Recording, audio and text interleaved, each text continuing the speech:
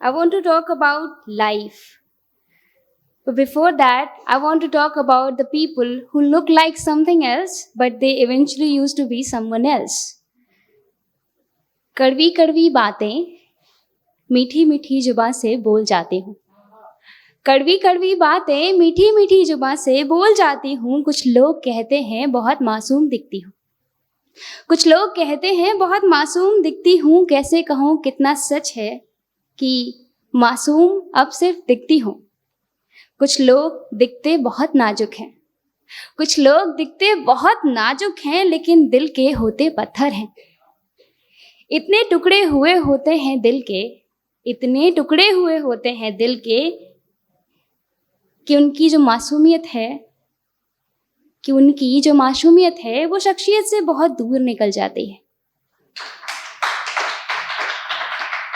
कि उनकी जो मासूमियत है वो रहती बस अब चेहरे तक है. कि उनकी जो मासूमियत है वो रहती बस उनके चेहरे तक है. उन्हें खुद भी नहीं पता होता कि कब कहाँ कैसे वो होते कुछ और हैं और दिखते कुछ और हैं. अगला है कि कुछ लोगों को सच बोलने की आदत हो जाती है और सच बहुत खूबसूरत होता है. एक बार अगर मन में सच बोलने की, समझने की हिम्मत आ जाए तो झूठ कैसा भी हो, किसी भी तरह से बोला गया हो, किसी भी वजह से बोला गया हो, अच्छा नहीं लगता. हकीकत और सच्चाई बोलकर, मानकर, समझकर लोग बहुत हल्का महसूस करते हैं. सच्चाई इतनी सुंदर है जो इसको सच में समझ लेते हैं, वो सच कहने और सुनने के अलावा कुछ और पसंद नहीं करते. ये उनके लिए जिन्होंने अभी लिखना स्टार्ट किया है या कोई भी आर्ट उन्होंने अभी स्टार्ट की है, बट होता ये है कि उन्हें सही अप्रिसिएशन नहीं मिलता तो वो डीमोटिवेटेड फील करते हैं. दूसरों की आवाज़ में खुद की तारीफ ढूंढने की होड़ में खुद की आवाज़ सुनने की वो खूबसूरत काबिलियत मत खो देना.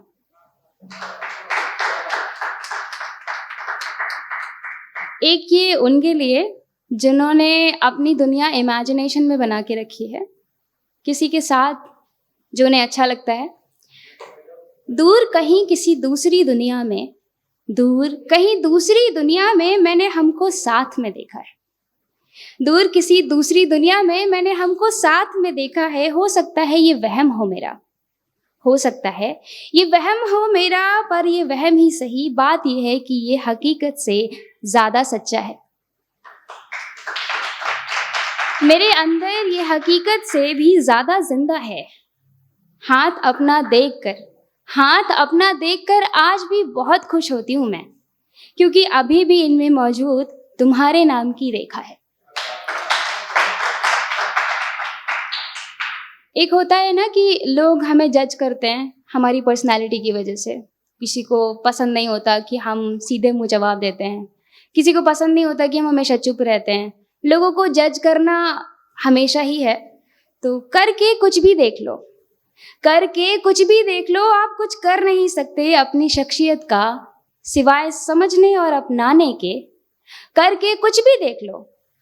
आप कुछ कर नहीं सकते अपनी शख्सियत का सिवाय समझने और अपनाने के, क्योंकि समझने के बाद ही समझ आएगा वो इतनी बेहतरीन क्यों है. एक पेरेंट्स के लिए, अगर यहाँ पे कोई पेरेंट हो तो प्लीज़ माफ़ कर दीजिएगा मुझे. होता है ना कि हम कोशिश करते हैं कि कोई बच्चा जो डेवलप हो रहा है या जिसकी पर्सनालिटी डेवलप हो रही है वो बिगड़ ना जाए, तो हम उसे सख्ती दिखाने लगते हैं, डांटने लगते हैं. तो ये उनके लिए है कि इतनी भी सख्ती मत दिखाइए कि सीखने के नाम पर लोग आपसे सिर्फ डरना सीखें. एक ये उनके लिए जिन्होंने अभी स्टार्ट किया है, फिर से वही कोई किसी भी आर्ट को ट्राई करना, सीखना. कलाकार कभी मासूम नहीं होता. जब मासूमियत साथ छोड़ती है तब अंदर का कलाकार हाथ थामता है.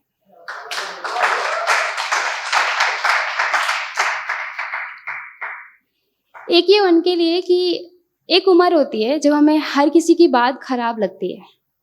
जो भी हमारी कमी निकाल रहा होता है ना, हमें उसकी बात सही लगने लगती है। हम अपने आप को अप्रिशिएट नहीं कर पाते और हम समझ नहीं पाते कि उनकी मान मान के जो हमारी असल कीमत है उससे हम कितना पीछे हट गए। मेरे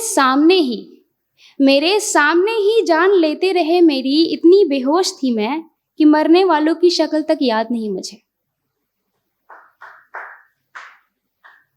एक ये कि अक्सर होता है जरा सा मनमुटाव हो गया तो हमने अपने भाई से या अपने पेरेंट्स से या अपने फ्रेंड से बात करना बंद कर दी।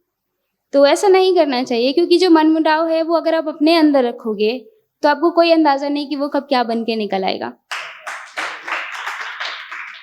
अपनों से अपनी बातें कहना सीख लीजिए। अपनों से अपनी बातें कहना सीख लीजिए, क्योंकि दुनिया का तो काम ही है बातों का बतंगड़ बनाना। वो आपकी बातों का भी बनाएगी। दुनिया का काम ही है बातों का बतंगड़ बनाना, वो आपकी बातों का भी बनाएगी। और अपनों को आपके बारे में कुछ भी आपके अलावा किसी से भी पता चलेगा ना, वो पूरा सच तो कभी नहीं होगा।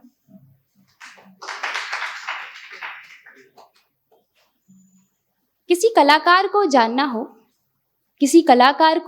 हो तो उसकी कला के साथ थोड़ा वक्त बिता लीजिए।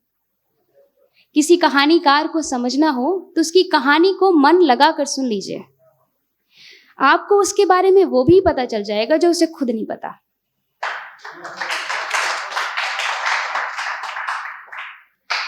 एक ये थोड़ा डीप है कि हमें हर चीज शेयर नहीं करनी चाहिए, फिर वो खुशी हो, दुख हो, कुछ भी हो, कुछ बातें अपने तक ही रहनी चाहिए। हर बात के बारे में बात करना अच्छी बात नहीं। क्योंकि कुछ बातें जहन में आपके लिए ही आती हैं। कुछ बातें आपके जहन में आपके लिए आती हैं और उनकी जिंदगी पर पूरा हक सिर्फ आपका होता है। जैसे ही आप उन बातों को किसी और के साथ बांटते हैं, वैसे ही उनके मायनों की मासूमियत पर दाग लोगों की सोच के लग जाते हैं। एक होता है ना कि कुछ लोग बहुत बड़े बड़े सपने देखते हैं और उनको पीछे खींचने वाले बहुत सारे लोग होते हैं। दुनियादारी की समझ देने वाले, आगे क्या करना चाहिए इस बात को लेके डराने वाले। तो ये उनके लिए जिनके सपने बहुत बड़े हैं, मैं तब तक भागते रहना चाहती हूँ जब तक मुझे ठहर जाने की कोई बहुत खूबसूरत वजह नहीं मिल जाती। आखिर इंसान होने की तमाम खूबियों में से एक तो ये भी है ना कि बिना किसी खास वजह के हम किसी भी चीज की कदर नहीं करते। एक इंट्रोवर्ट के लिए, जो लोग बहुत ज्यादा बोलना पसंद नहीं करते, जो लोग पूछते हैं कि मैं इतना चुप क्यों रहती हूँ, तो उसका जवाब ये है कि मुझे शोर मचाने वाले लोगों से सुनने समझने वालों की बातें ज्यादा अच्छी लगती हैं।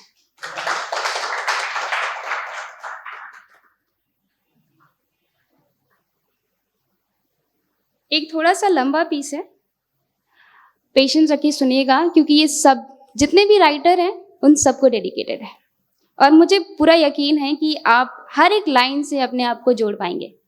बस सुनिएगा जरूर। टाइटल है लिखो वो जो तुम्हें जिंदा रखता है, लिखो वो जो तुम्हारी जान ले रहा है, लिखो वो जो तुम्हें हर पल याद रहता है, लिखो वो जो तुम्हें हर पल याद रहता है, लिखो वो जो तुमको हर पल याद करता है, लिखो वो जो तुम्हें देखकर मुस्कुरा देता है, लिखो वो जो तुम्हें हर बार मुस्कान देता है। लिखो नहीं तो पागल हो जाओगे,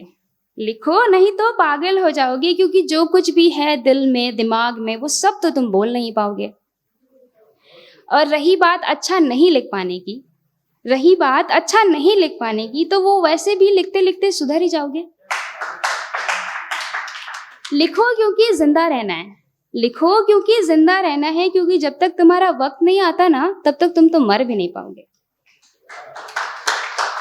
जितनी भी लिखी है जिंदगी, जितनी भी लिखी है जिंदगी तुम्हारे हिस्से में, वो तो जीनी ही पड़ेगी। अब या तो कोस कोस के काट लो, या फिर कलम के दम पे खुद को निखार लो। लिखो क्योंकि बहुतों को जिंदा रखना है। लिखो क्योंकि बहुतों को जिंदा रखना है, फिर वो हो अल्फाजों में या हो एहसासों में। लिखो क्योंकि बहुतों का अरमान खुद को पढ़ना है। लिखो क्योंकि बहुतों का अरमान खुद को पढ़ना है, तुम्हारे अल्फाजों में, तुम्हारी किताबों में। लिखो क्योंकि तुम्हें खुद को भी तो जानना है, अपनी ही लिखी दास्तानों में। लिखो क्योंकि जिंदगी को जिंदा करना है। लिखो क्योंकि जिंदगी को जिंदा करना है। लिखो क्योंकि मौत की भी तो तारीफ करना है, ताकि जब वो आए तो तुम्हारे लफ्जों में वो अपनी जान छिड़क कर जाए। लिखो क्या पता तुम्हारी कविताएं पढ़कर किसी को जीना आ जाए। लिखो क्योंकि वो जो सब कुछ तुम्हारे मन में है ना, उस पर हर पढ़ने वाले का हक है। लिखो क्योंकि जिंदगी ने तुमको बनाया लेखक है। लिखो, आप लोग बोर तो नहीं हो रहे ना? Thank you.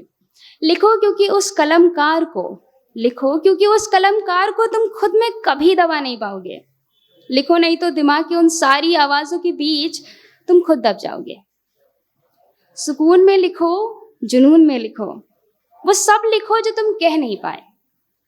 वो सब लिखो जो तुम कह नहीं पाए, वो सब लिखो जो तुमने कहा लेकिन लोग समझ नहीं पाए। शांत सा समय लिखो, शांत सा समय लिखो, मन का शोर लिखो, रात्रि की व्यथा लिखो, खिलखिलाता भोर लिखो। लिखो अकेलापन, वो जो भीड़ में तुमको सताए और लोगों से अलग होने का एहसास भी दिलाए। लिखो खुद से वो बेइंतहा मोहब्बत, जिसकी वजह से किसी के होने या ना होने का फर्क तक पड़ना बंद हो जाए। लिखो इतना कि सब कुछ बयां हो जाए। लिखो वो जो तुमसे हो नहीं पाया, ताकि उसको कर ना पाने की निराशा तुम्हारा पीछा छोड़ जाए। लिखो इतना कि कितना तुम्हें नहीं आता, इस बात का अंदाजा हो जाए। लिखो इतना कि हर स्मृति मतलब याद, लिखो इतना कि हर स्मृति की छाया जिंदा हो जाए। लिखो इतना कि बाहर का शोर खत्म हो जाए। लिखो इतना कि बाहर का शोर खत्म हो जाए। लिखो इतना कि अंदर का शोर सारा बाहर आ जाए। लिखो ऐसा कि खामोशी में छिपी आवाज सबको सुनाई दे जाए। लिखो ऐसा कि बेहिसाब बेबुनियाद शोर से पहले शुरू होकर, शोर के बाद खत्म हो जाने वाली खामोशी सबको नजर आ जाए। लिखो वो जिनसे बरसों से बंद आंखें खुल जाएं। लिखो वो जो बंद आंखों को भी दिखाई दे जाए, सुनाई दे जाए, महसूस हो जाए। I hope it was good. Thank you very much.